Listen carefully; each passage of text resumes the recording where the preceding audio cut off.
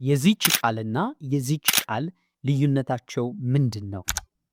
may and might ሁለቱም የመሆን እድልን ወይም possibility ለማውራት ያገለግላሉ።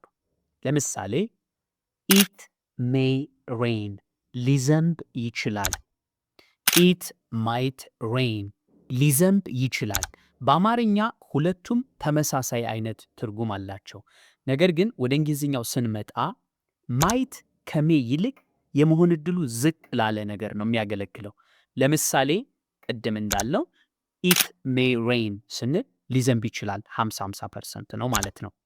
it might rain ካልን ግን የመዝነብ እድሉ ከዛ ያነሰ ነው 30-40% ሊሆን ይችላል እያልን ነው ማለት ነው።